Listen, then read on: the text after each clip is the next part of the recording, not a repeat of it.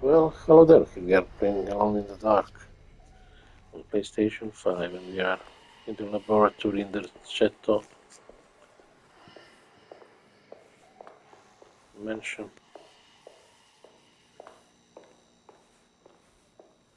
Where are we now? We here.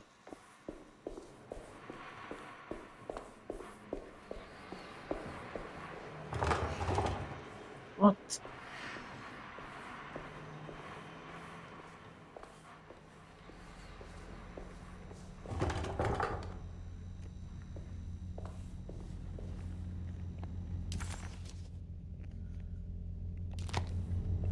Surgery room? What the hell?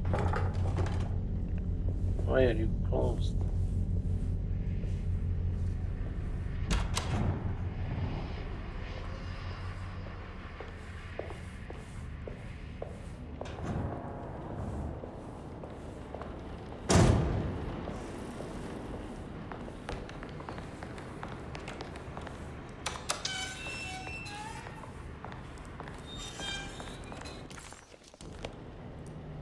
Wait. John Marcus died at Deseto of the Spanish flu. Emily stopped visiting him because she didn't want to see him waste away. She adopted a lie because it felt better. Emily hated the pathetic man that passed away in Deseto, but she was very proud of the man she made up. A man who died a martyr in the trenches of France. This must have been the true trauma that the dog man specified in the contract. But why was it Emily's and not Jeremy's?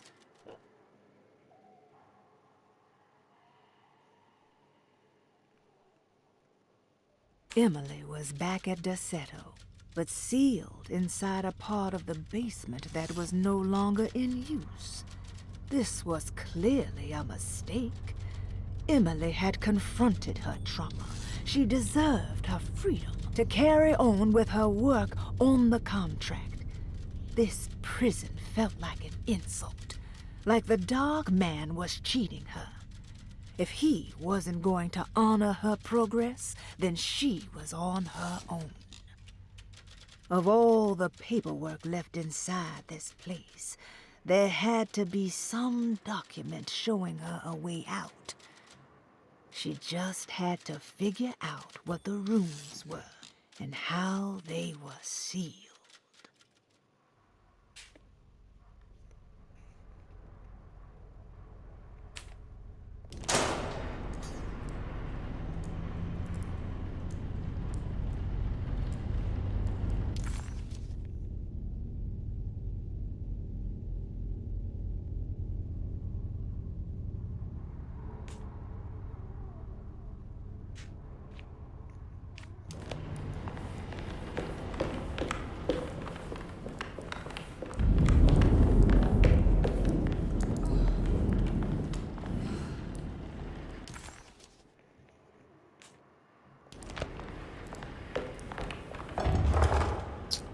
What the hell?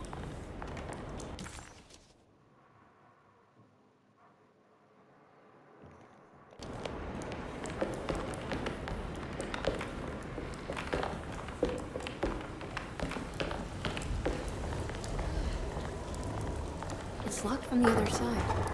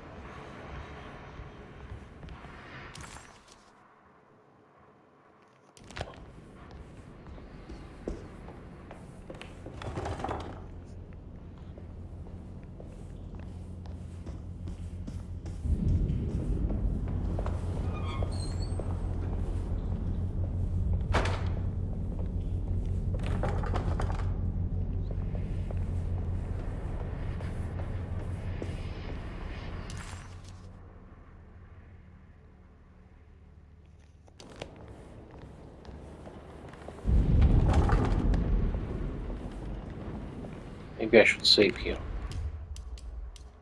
Oh, I can.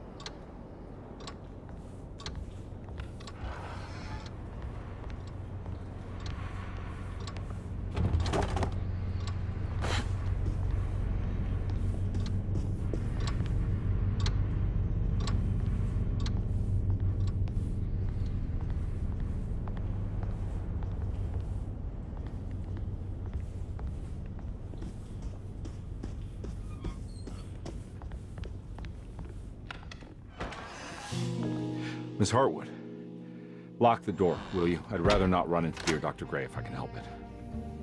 This feels strange. So very strange.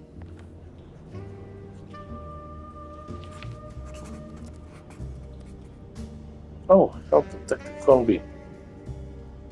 Emily felt detached, as if watching herself from across the room, awkwardly attempting to help Detective Conby solve the case of her missing uncle. What was happening to her? And why did this place feel so familiar?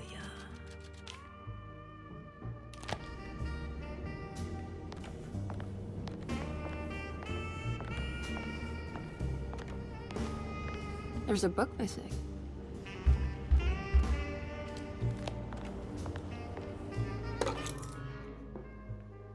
Myth of the Golden Fleet. It's a hollow book. Fleece, Golden Fleece.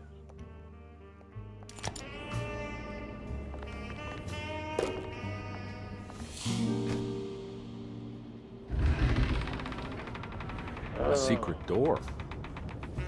Looks like it. Careful. Let me go first.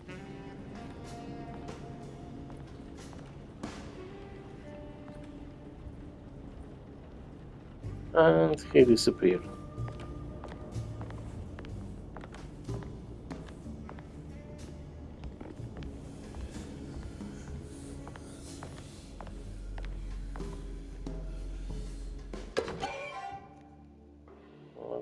My titles. All the walls. A stage. Now what's this?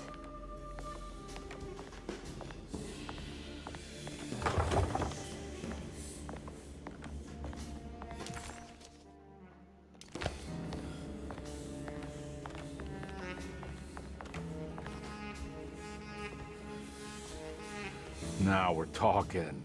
Great job, Emily. Thank you.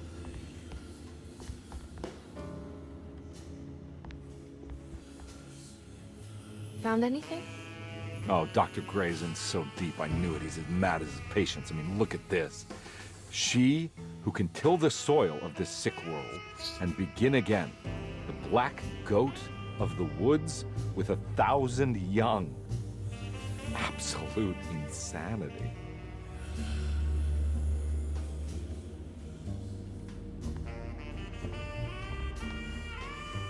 I have the strangest sensation that this is somehow Jeremy's room. What? No. This is Dr. Gray's private quarters.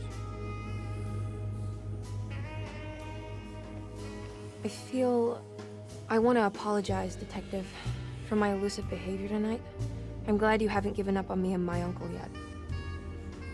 Ah, you got nothing to apologize for. In fact, you've been out of my hair for most of the evening, you're self-reliant, and you've been helping with your own particular brand of investigation. As far as I'm concerned, an exemplary client. Thank you, Edward. Mr. Carnby.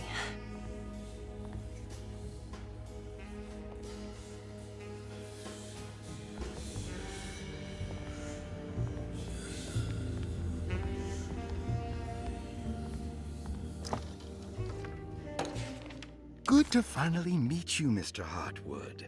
I'm here on the behalf of your brother Philip. You were expecting me, weren't you? Yes. You're from DeSoto, no? That's right. I just wanted to ask you a few questions to see if there is anything I can do to help you and your family. Okay. I understand you're full of imagination. You make up a lot of things. I suppose.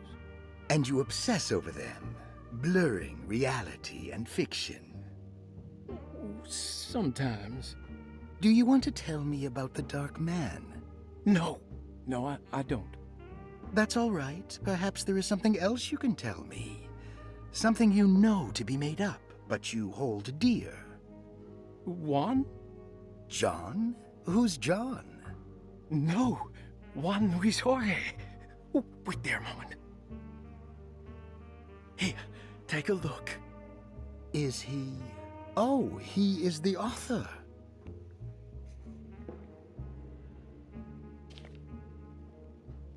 It's a magnificent book. Life-changing even. The real Juan is long dead, but I like to think of him as my friend. My most beloved friend. I see. Do you often do this? Fantasize about people you read about? No. Well, there is Jacob. Who is Jacob? Turn to the last page. Oh, it's a newspaper article. The Prisoner of Ice, Jacob van Ostad. Is he also your beloved friend? Oh, no, Doctor. Not at all. He is the fire that fights fire. Yes, I think it's clear your overstimulated imagination, this mania, needs to be tempered for you to live a normal life. I know your family calls it the Hartwood curse, but I want you to know that there is nothing supernatural about your condition. It's all inside your head.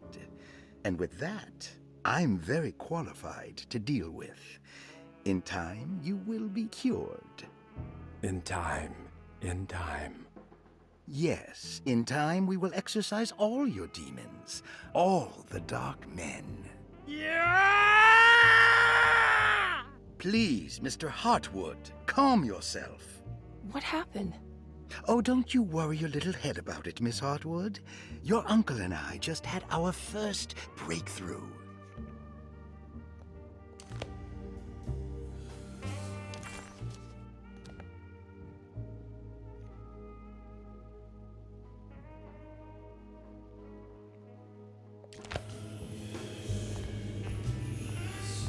This has something to do with the numbers for the talisman.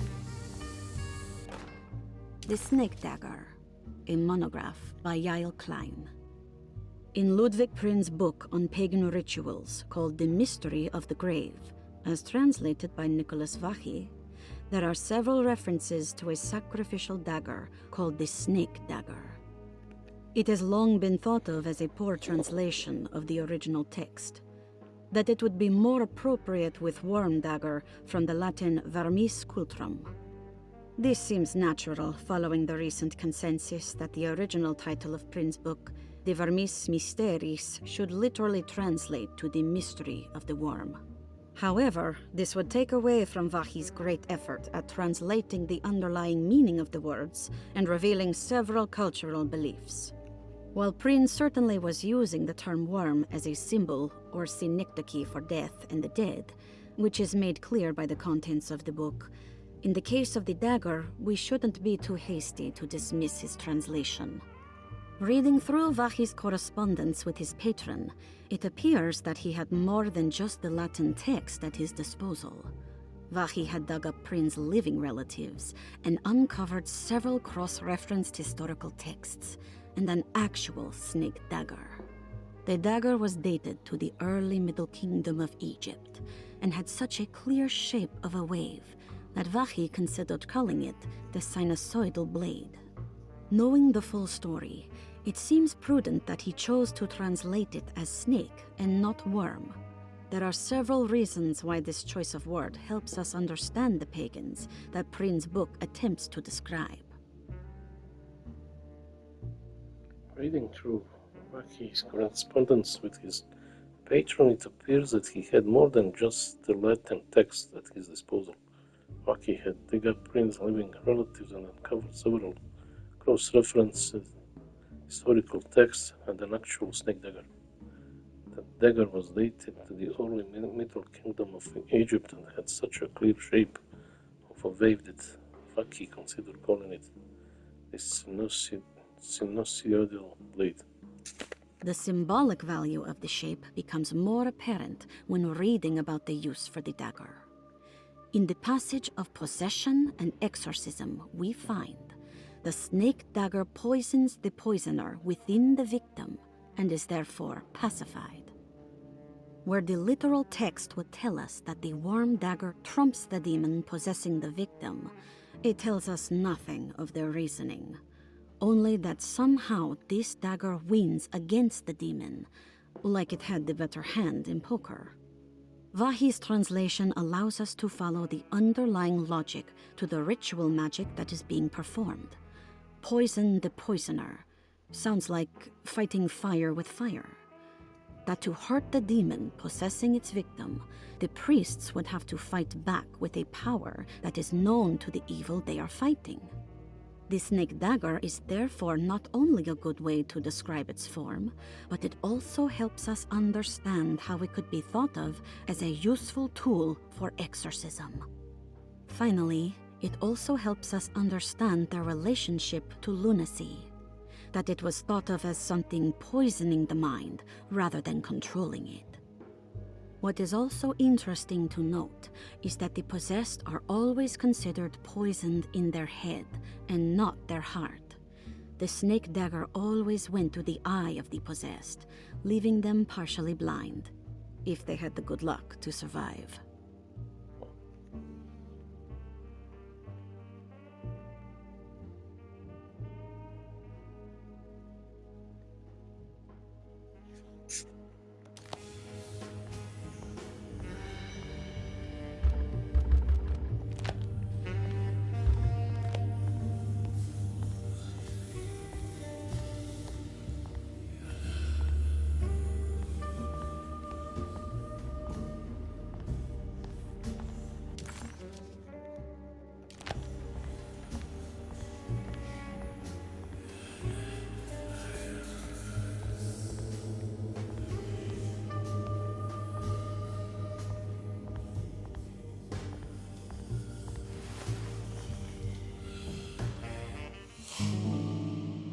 Furniture key.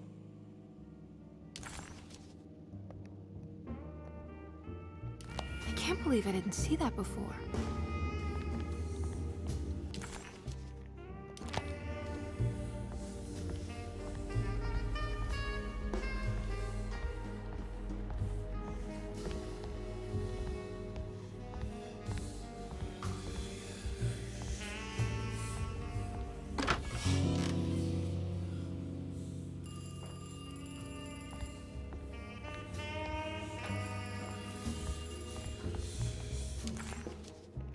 What the hell?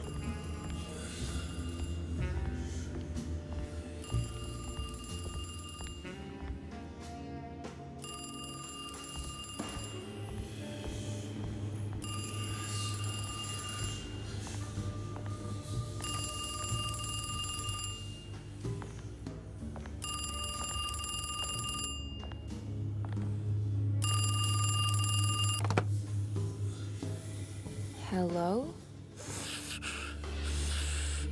Who's there? Jeremy? Jeremy is with the Dark Man. You can't save him. Jeremy is with the Dark Man? Where? Who is he? What is the Dark Man? The Heartwood Curse. He will come for you too.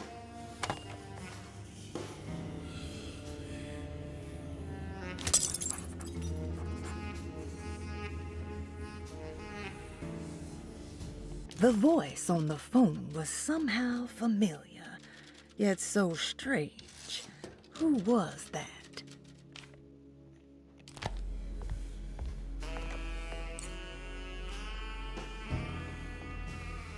They don't know the numbers.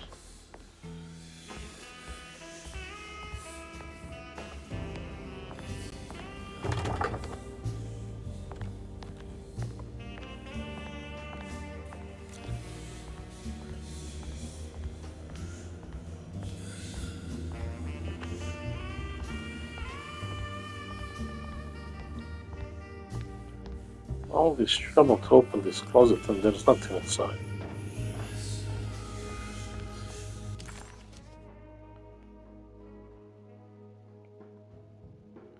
Don't get this.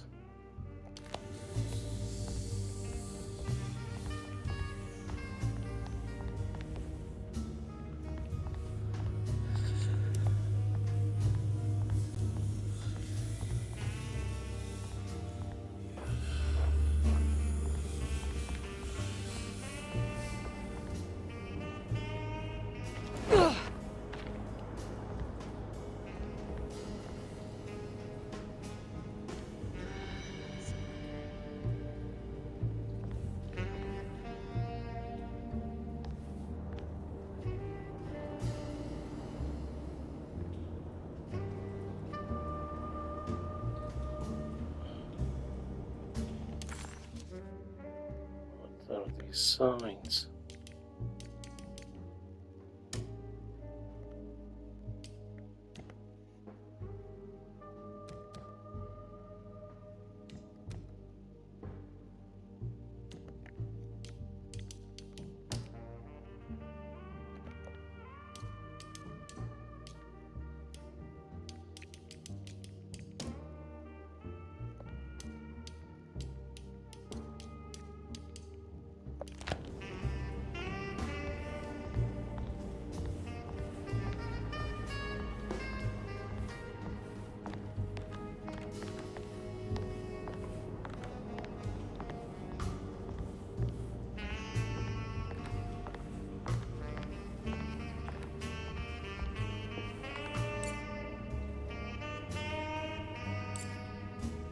There's something signed there.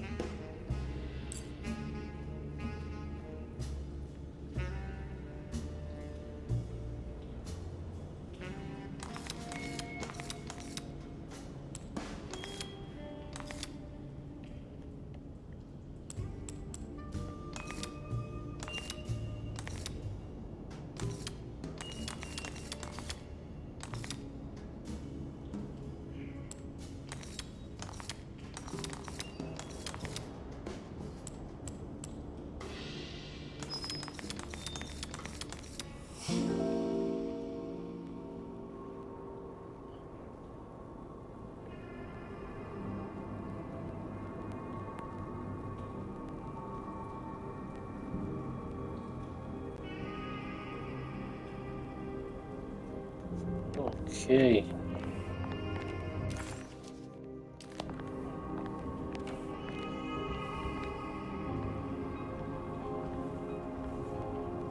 You heard the telephone ring, right? No, the telephone's cut off. I tried calling the police earlier. Yeah, that's what I figured.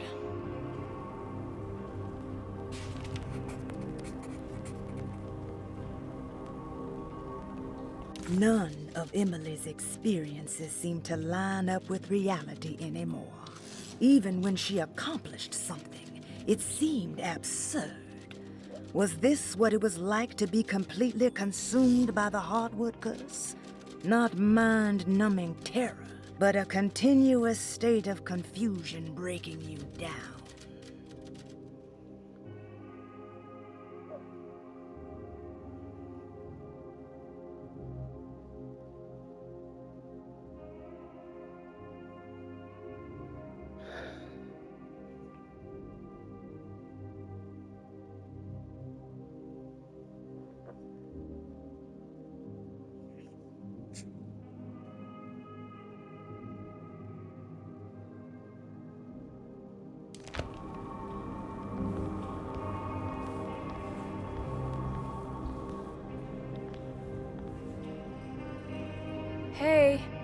Mr. Carnby?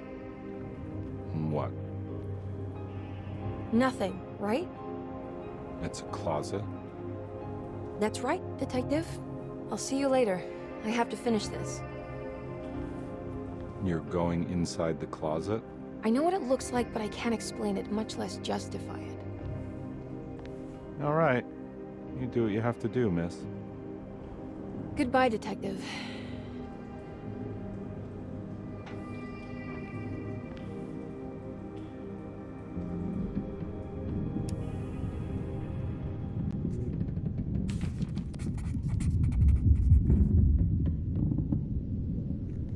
The icy wastes before her felt profound and deeply wrong, like staring into a grisly wound revealing bone under the fleshy mounds of muscle, seeing layers of Jeremy that she would rather stay hidden.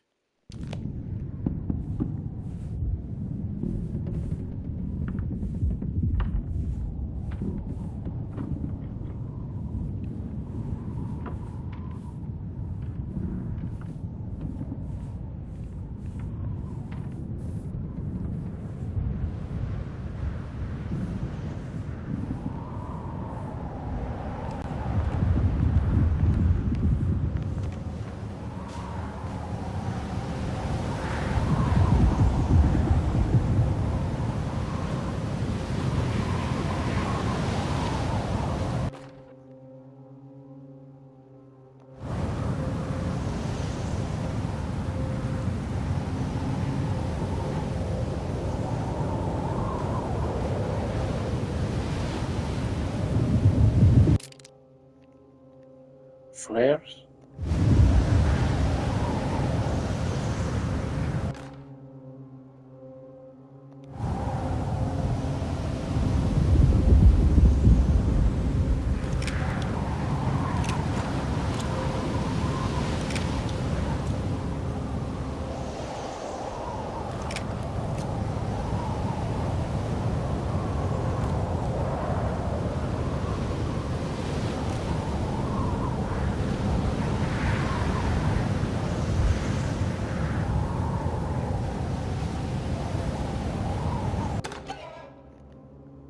Hello, offering. What can be said about Jacob van Ostad without evoking contempt or apologia? The first piece of information is the obvious. He is not the explorer Jeremy idolized in his youth, but the figment of his imagination. If you want biographical facts, I am not the one to answer such questions. In the case of Jeremy, he is a guardian of imagination, or rather a persona appointed the role of containing a self-sabotaging mania. However useful Jacob once was, his loyalty to Jeremy has slowly been replaced by fanaticism. Like a firekeeper who has for decades been burnt by his own sacred flames, now does what he imagines the fire wants. Jeremy has lost all control over Jacob and suffers greatly because of him, but is admittedly also still invigorated by his labor. In the plainest of words, Jacob keeps Jeremy sick so he can remain Jeremy.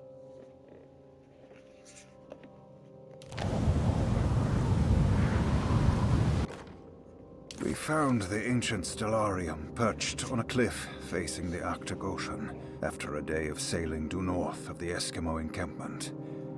Jacob van Ostad was our most keen member of the expedition.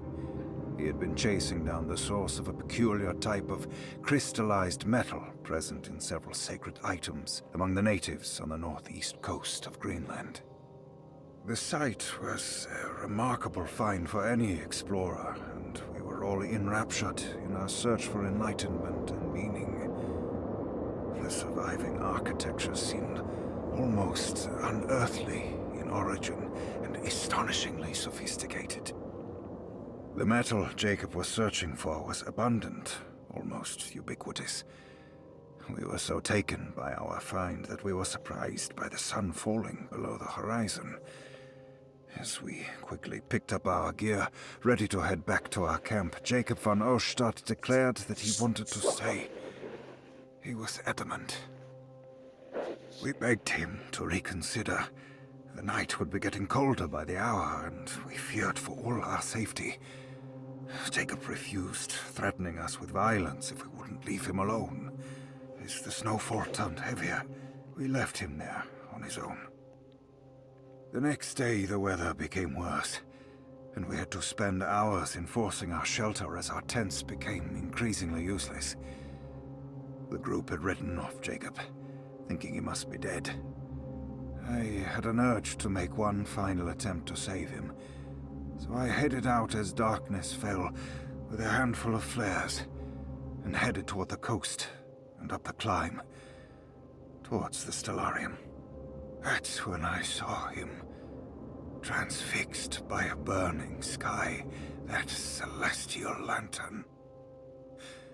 Jacob keeled over and let out a painful shriek that struck me with such fear and pity. He was crying in agony, for the cold weather had ravaged his flesh. I called out to him, and he turned to face me. His vacant stare held me in place like a needle through a butterfly, and he said, "You must leave now, Hershtan. Go, and never come back." And so I left.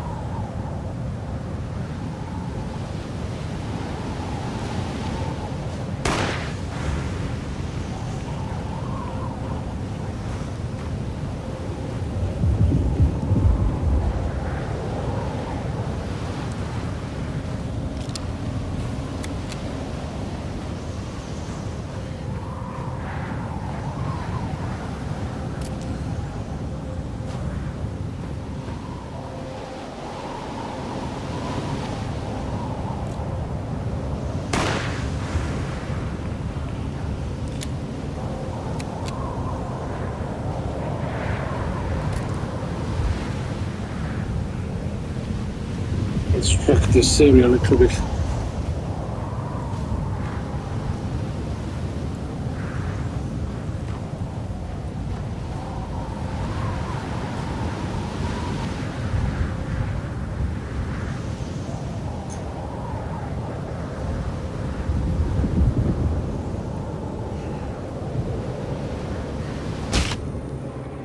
Oh, wow, wow, what the fuck?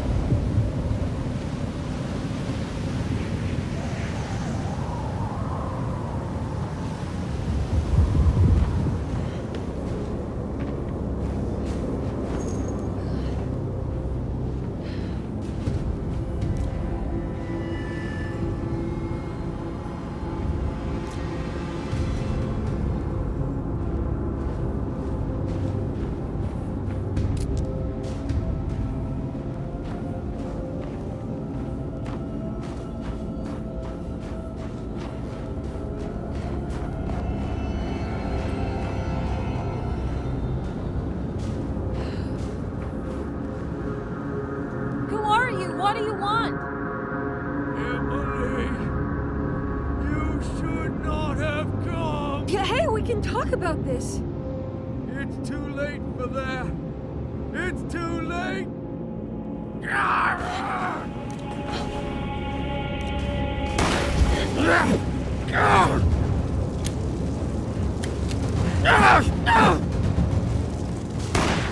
Fuck.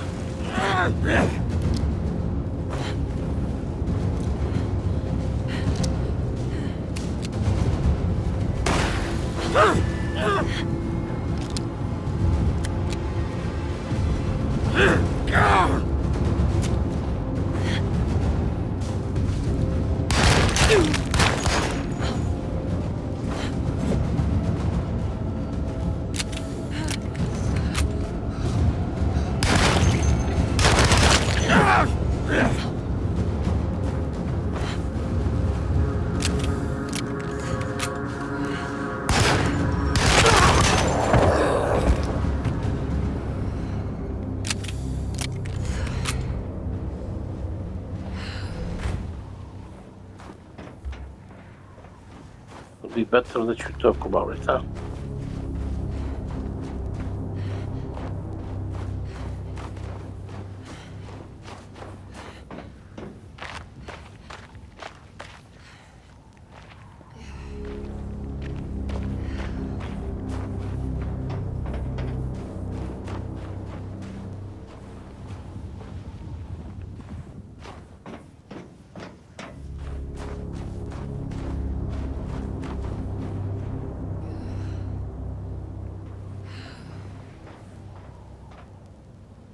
Align the stars.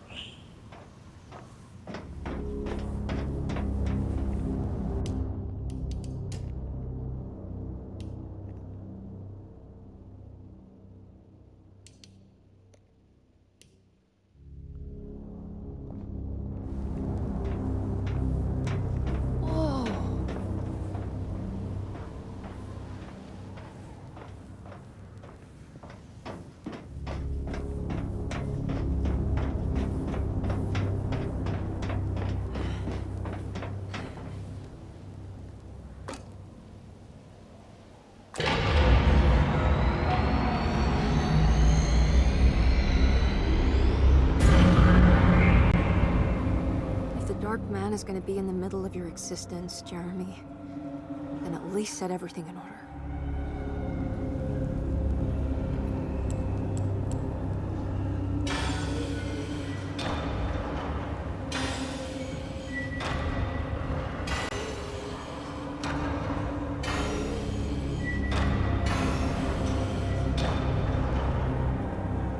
How the fuck do I do this?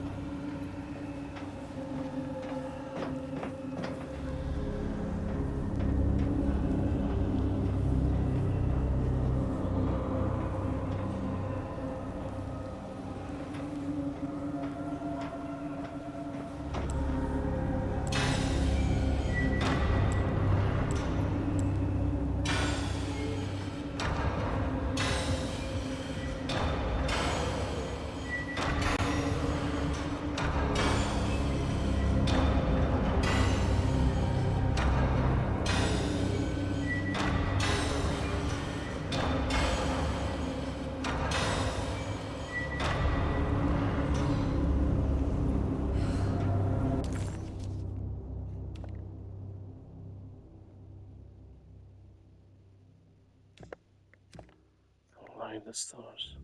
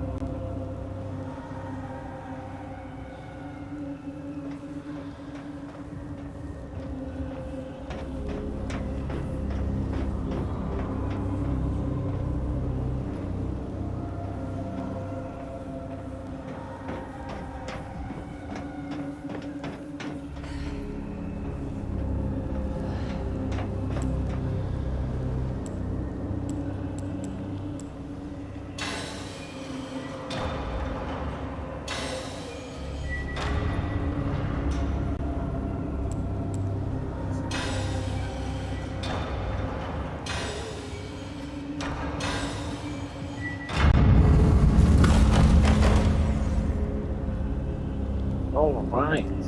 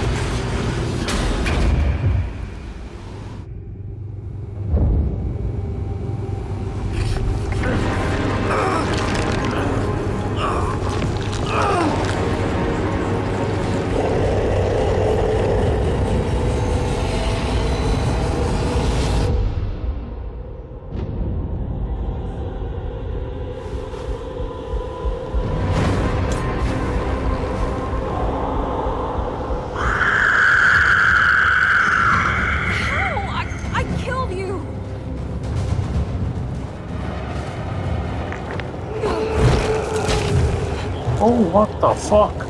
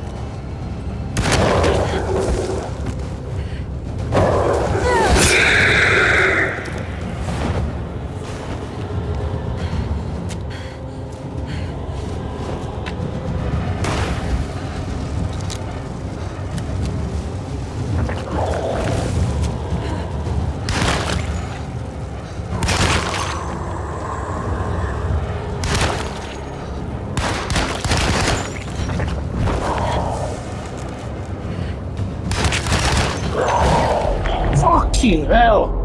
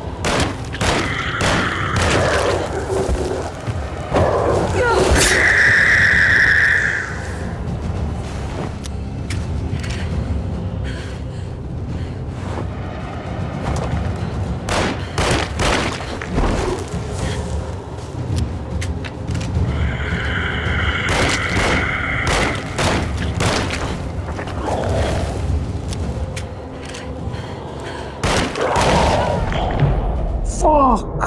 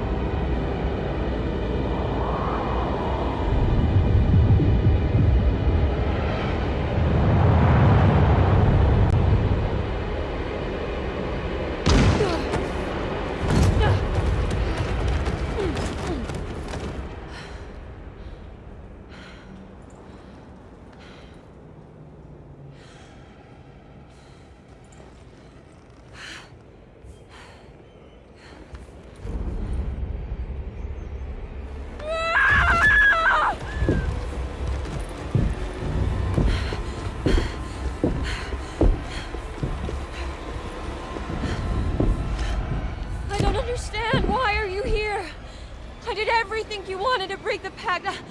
What else can I do? Wait, it did work. That's why you're coming after me. You're in my head now. In that case, I hope you enjoy your stay. Emily, stop! Don't worry. We got you.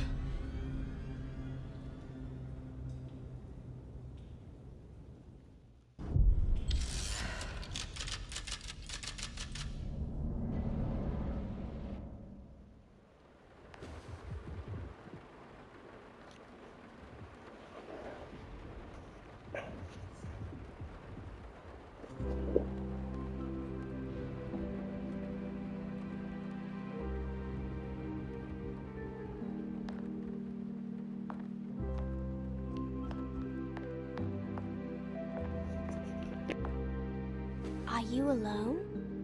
Or is he in there with you? Miss Hotwood is up.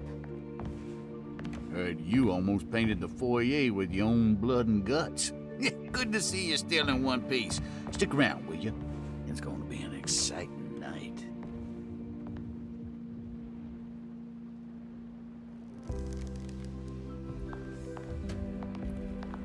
Good to see you made it, miss. And all that ruckus, Lottie gave you a healthy dose of that sleeping juice. Wasn't sure you'd be waking up again. What happened? You had a psychological breakdown. Tried to shoot yourself. Sorry for the manhandling, but we just wanted to save you. You also stabbed Jeremy in the eye. Is he all right? He's a little strange, but everything else is back to normal. Really? I broke the pact? I don't know what you did, but it worked. Let's see you standing up, miss.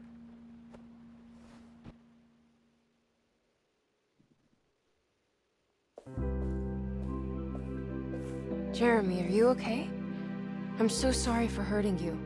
How can you ever forgive me? Emily, I missed you so. I do hope you'll stay with me for a while. Uncle, what's wrong? Is it anesthesia? He seems so meek. I wish that was the case. It turns out that you managed to lobotomize him. It's actually quite impressive considering your technique. This is permanent? You sacrificed a piece of his mind to save the whole. It's a little like treating a bad knee by cutting off the leg. It's blunt, but it works. That's terrible. Perhaps. But at least he won't suffer anymore. Do you remember the Dark Man, Jeremy? Ah, yes. Where did he go? I hope he is doing all right. You see? With a violent stab, you made any future treatment quite redundant. I assume you will be bringing him with you back to New Orleans. I will. I just need to find Detective Carnby.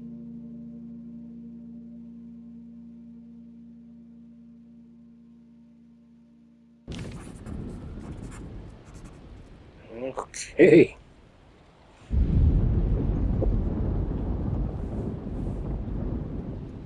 I'll be back soon, Jeremy. Then we'll go back to the city. How fun. I do like riding in the motor car.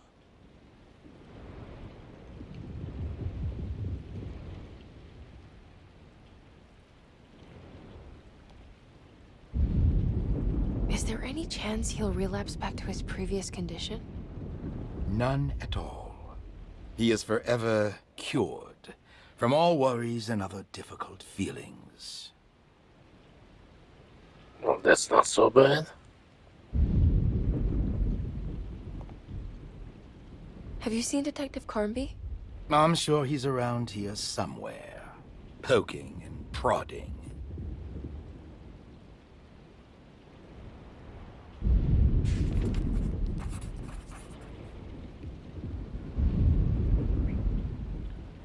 Okay, no more conversations. Okay, we must finish here. God bless you all. Stay safe and peace.